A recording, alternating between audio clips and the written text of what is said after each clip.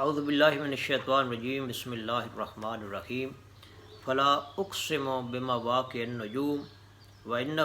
لقسم لو تعلمون عظیم انہ لقرآن کریم فی کتاب مکنون لا یمسہ الا المطہرون تنزیل من رب العالمین صدق اللہ العظیم۔ رب اشرح لی صدری ویسر لی امری واحلل عقدۃ من لسانی یفقہوا قولی۔ اس سے پہلے سورہ الواقعہ کی 74 آیات کا مطالعہ کیا جا چکا ہے۔ فلا اقسم بمواقع النجوم، پس نہیں قسم ہے مجھے ان مقامات کی جہاں ستارے ڈوبتے ہیں۔ بعض مفسرین نے جہاں ستارے ڈوبتے ہیں اس کی تفسیر شہاب ثاقب سے کی ہے، لیکن شہاب ثاقب تو وہ چیز ہے کے اندر شیاطین کو مار بھگانے کے لیے استعمال میں لائے جاتے ہیں، ان کو نشانہ بنایا جاتا ہے شیاطین جنات کو۔ یہاں ضمنی طور پر یہ نقطہ بھی سمجھ لیجئے کہ حلال و حرام، جائز اور ناجائز، فرائض دین کے سلسلے میں اور دین کے نظری اور عملی پہلو کے لیے رہنمائی کے لیے دوڑ پیچھے کی طرف گردش ایام تو کے مصداق ہمیں پیچھے کی طرف مڑ کر دیکھنا چاہیے، اور اس سلسلے میں ہماری نظری اور عملی اطاعت کا کمال یہ ہوگا کہ خود کو ہم اسلاف کے ساتھ جوڑے رکھیں، یہ صحابہ کرام کی اتباع کریں، اور یہاں تک کہ اس حوالے سے خود کو محمد رسول اللہ صلی اللہ تعالی علیہ وسلم کے قدموں تک پہنچا دیں۔ البتہ دوسری طرف کائنات کی تخلیق، کائنات کی ابتدا، تاریخی حوالہ جات اور سائنس کے مختلف شعبوں کے حوالے سے نئے نئے افق تلاش کرنے کے لیے موجودہ دور کے دستیاب سائنسی حقائق، اجتماعی انسانی شعور کو مد نظر رکھنا ہوگا، کیونکہ یہ کتاب مقدس قرآن مجید فرقان حمید یہ ایک ایسی کتاب ہے جو تا قیامت ہے۔ اس کے اندر ایسے اسرار اور رموز ہیں جن سے وقت کے ساتھ ساتھ پردہ ہٹتا جا رہا ہے۔ یہاں فرمایا کہ وَإِنَّهُ لَقَسَمٌ لَّوْ تَعْلَمُونَ عظیم، کہ اگر تم یہ جان سکو کہ یہ جو قسم اٹھائی جا رہی ہے کہ یقیناً یہ بہت بڑی قسم ہے، اگر تم جانو، کیونکہ یہ ابھی جو آیت پڑھی گئی ہے، آیت زیر مطالعہ، اس کے حوالہ سے دیکھا جائے تو کائنات کے اندر جہاں پر ستارے ڈوبتے ہیں، ستاروں کی منزلیں، ستاروں کے مقامات، ان کے مدارج، سائنسدانوں نے انکشاف کیا ہے کہ کائنات کے اندر اندھے غاروں کا کھوج لگایا ہے، جنہیں سائنسدان بلیک ہولز کا نام دیتے ہیں۔ اب بلیک ہولز کی وسعت کا اندازہ اس بات سے لگائیے کہ سائنس کی تحقیق یہ کہتی ہے کہ نئی نئی کہکشائیں وجود میں آ رہی ہیں، اور ان کہکشاؤں کے اندر لاکھوں کروڑوں ستارے اور سیارے موجود ہیں، اور کہکشاؤں کی تعداد اربوں کے اندر ہے، اور آپس میں ان کا جو فاصلہ ہے وہ اربوں نوری سال پر محیط ہے۔ تو اندھے غار جن کا سراغ لگایا ہے سائنسدانوں نے کہ اپنے پاس سے گزرنے والے ہر ستارے کو اور کہکشاؤں کو اپنے اندر وہ نگل جاتے ہیں، اور بڑے بڑے ستارے، بڑے بڑے سیارے جو سورج سے بھی لاکھوں گنا بڑے ہیں، پلک جھپکنے کے اندر وہ ان اندھے غاروں کے اندر، ان بلیک ہولز کے اندر معدوم ہو جاتے ہیں۔ اب اس بات سے اندازہ لگائیے کہ اگر ہم اپنی زمین کی وسعت کا اندازہ لگائیں، پھر اس پورے سولر سسٹم کو دیکھیں، پھر سورج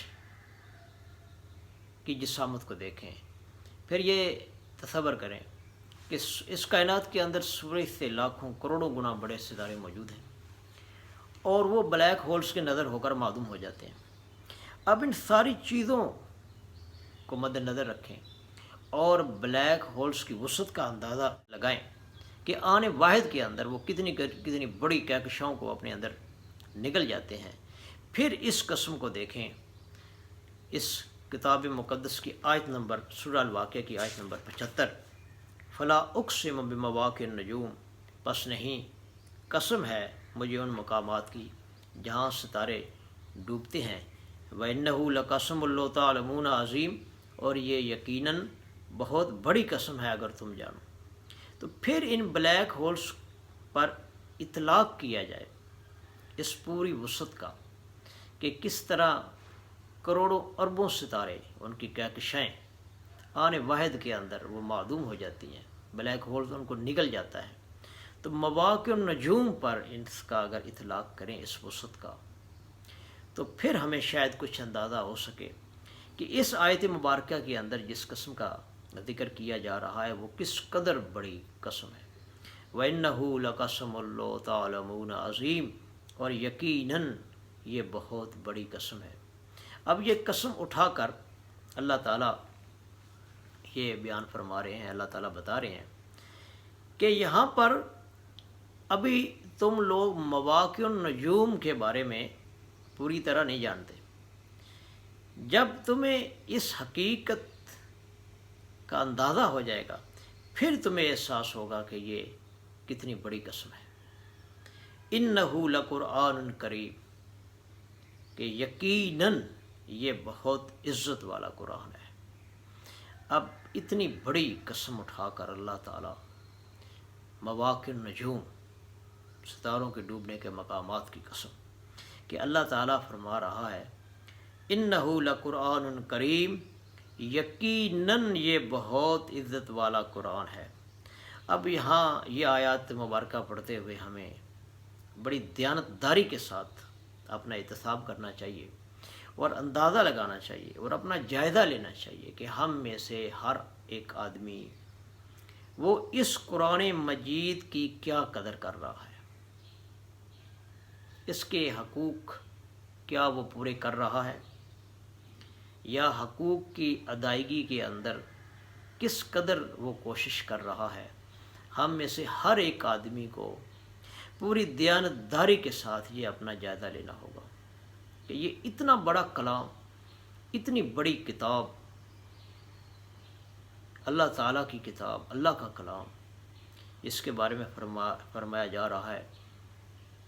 فَلَا أُقْسِمُ بِمَوَاقِعِ النُّجُومِ وَإِنَّهُ لَقَسَمٌ لَّوْ تَعْلَمُونَ عظیم إِنَّهُ لَقُرْآنٌ کریم، کہ یقیناً یہ بہت عزت والا قرآن ہے۔ یہاں ہم میں سے ہر ایک آدمی کو دل کی گہرائیوں کے ساتھ اپنا پوری دیانتداری کے ساتھ جائزہ لینا ہوگا کہ ہم نے اللہ تعالیٰ کی اس کتاب جو جناب محمد رسول اللہ صلی اللہ تعالیٰ علیہ وسلم پر نازل ہوئی، جس کے ذریعے سے نبی علیہ الصلوۃ والسلام نے پوری زندگی تبلیغ فرمائی اور صحابہ تک، اور صحابہ نے پھر پوری دنیا کے اندر اس دعوت کو عام کیا اس قرآن کے ذریعے سے، اور قرآن کی تشریح و تفسیر جناب محمد رسول اللہ کی اقوال، آپ کی سنت اور احادیث مبارکہ کے ذریعے سے، کہ پوری دیانتداری کے ساتھ کیا ہم یہ جائزہ لیں گے کہ ہم اس قرآن مجید کی کتنی قدر کر رہے ہیں، اس کے کتنے حقوق ہم پورے کر رہے ہیں۔ کیا صرف لحاف کے اندر لپیٹ کر ہم نے اس کو الماریوں کی زینت بنا دیا ہے، رکھ دیا ہے کہ وہاں ہاتھ بھی نہ پہنچے، یا اس کو ہم چومتے ہیں، سینے سے لگاتے ہیں؟ کیا اس قرآن عظیم کو ہم پریکٹیکلی چومتے ہیں؟ کیا بالفعل اس کو سینے سے لگایا ہوا ہے؟ یعنی یہ ہمیں ود فل آنیسٹ لائے ہمیں اپنا جائزہ لینا ہوگا کہ قرآن مجید کے سلسلے میں ہماری وابستگی اس کے ساتھ کس حد تک ہے۔ اور اگر اس قرآن مجید کی حقانیت کو ہم سمجھیں، جانیں کہ کتنا بڑا یہ کلام ہے، اگر ہمیں 1000 زندگیاں بھی ملیں اور ہم اس قرآن پر وہ 1000 زندگیاں ہم وقف کر دیں، تب بھی قرآن مجید کا جو حق ہے وہ ہم سے ادا نہیں ہو سکے گا۔ یہ اتنی بڑی کتاب ہے، اتنا بڑا کلام ہے۔ فی کتاب مکنون، ایک چھپی ہوئی کتاب میں، یعنی یہ قرآن کریم ایک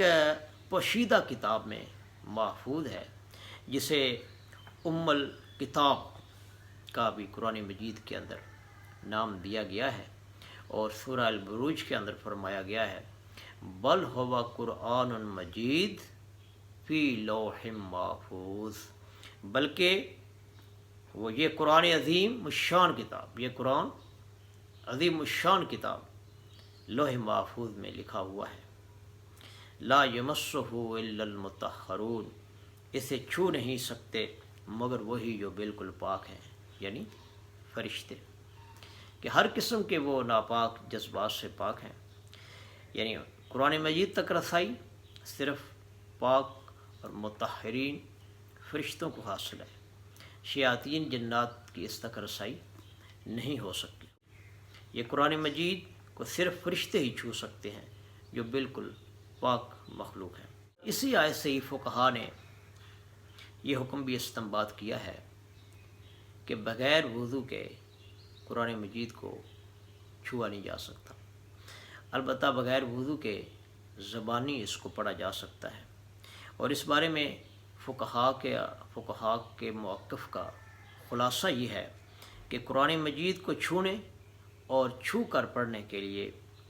وضو کا ہونا ضروری ہے، البتہ زبانی پڑھنے کے لیے بغیر وضو بھی اس کو پڑھا جا سکتا ہے، البتہ جنابت کی حالت میں زبانی بھی اس کی آیات کا یا تلاوت نہیں کی جا سکتی۔ اور اس کے علاوہ بھی اس آیت مبارکہ کے ایک مفہوم یہ بھی ہے کہ قرآن مجید کے لب لباب تک پہنچنے کے لیے باطنی تزکیہ، دل کی صفائی، یعنی دل کی جو بیماریاں ہیں، حسد، حب جاہ، تکبر، دنیا پرستی، مادہ پرستی، اس سے پاک کرنا ہوگا۔ جب دل ان تمام خباثوں سے پاک ہوگا تو قرآن کے باطن تک رسائی آسان ہوگی، کیونکہ فرمایا نا کہ هو الاول والآخر والظاہر والباطن، وہی اول، وہی آخر، وہی ظاہر، وہی باطن۔ اسی طرح قرآن مجید کا ایک ظاہر بھی ہے، اسی طرح قرآن مجید کا ایک باطن بھی ہے۔ قرآن مجید کے ظاہر، اس کا عبارت، اس کی آیات ظاہری طور پر تو ایک عربی دان سمجھ سکتا ہے، بلکہ ایسے کئی غیر مسلموں کی مثال بھی موجود ہے جنہوں نے عربی زبان کو سیکھا، صرف و نحو کو سیکھا اور قرآن کی تفسیر بھی لکھ دی، لیکن وہ قرآن کے دل، قرآن کی روح باطن تک، قرآن کے باطن، اصل جو لب لباب، جو ہدایت ہے قرآن کی روح، وہاں تک ان کی رسائی نہیں ہو سکتی۔ قرآن کی روح تک رسائی کے لیے باطن کا، اندر کا، دل کا پاک صاف ہونا بہت ضروری ہے۔ تنزیل من رب العالمین، اس کا اتارا جانا ہے رب العالمین کی جانب سے۔ وآخر دعوانا ان الحمد للہ رب العالمین۔